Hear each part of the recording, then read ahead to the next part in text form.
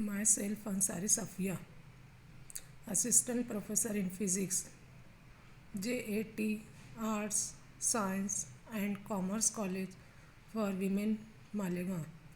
This presentation is for the class FYBSc Physics paper first. Now the title is Application of Bernoulli's Principle.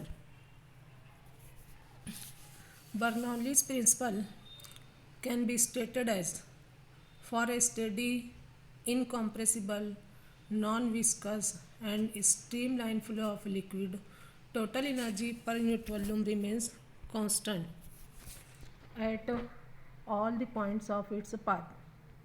Now there are many number of applications of Bernoulli's equations. Following are the important applications: Venturi-meter and Pitot tube. Now this is Venturi-meter. It is an instrument used for measuring the rate of flow of liquid in a pipes, usually water. So it is also called Venturi water meter. It consists of two conical tubes A and B connected together by a short narrow tube D called thread. The cross-sectional area of A and B is A1 and that of D is A2, such that A1 is greater than A2, but by the equation of continuity V1 is less than V2. Now this instrument is inserted horizontally in the pipeline. Applying the Bernoulli's theorem to the wide and narrow portion of the tube, then we have total energy at A is equal to total energy at D. Total energy at A is equal to sum of kinetic energy per unit mass, potential energy per unit mass and pressure energy per unit mass.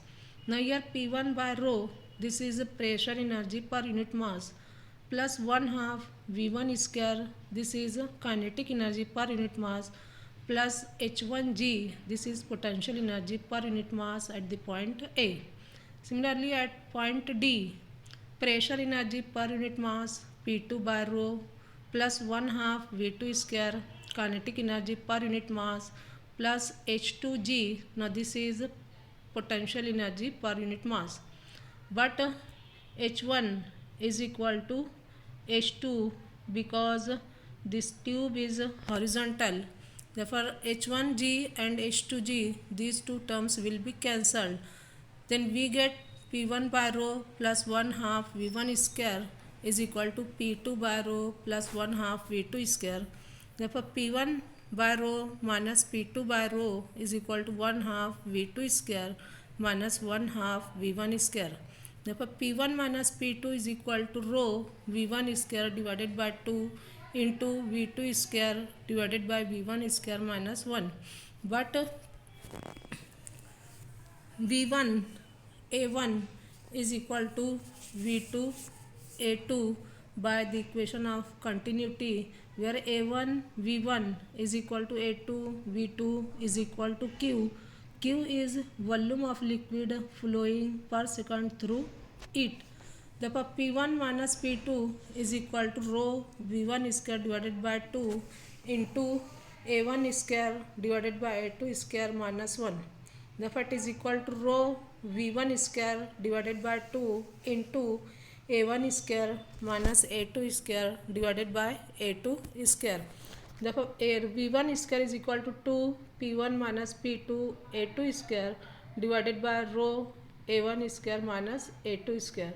Therefore V1 is equal to A2 under root 2 P1 minus P2 divided by rho A1 square minus A2 square.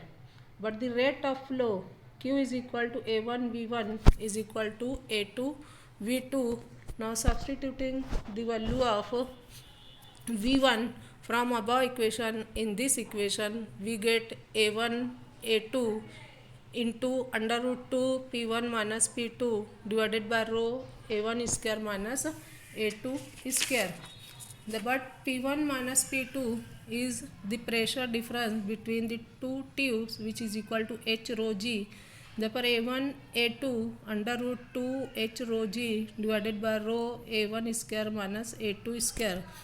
Therefore, it is equal to A1 A2 under root 2 Hg divided by A1 square minus A2 square. Thus, knowing A1, A2 and H, the rate of flow of liquid through the pipeline can be calculated. Next one is a pitot tube.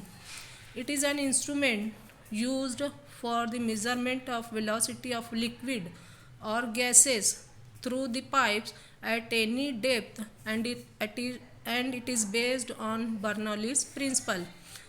It consists of two tubes, two vertical tubes having a small aperture at the lower end.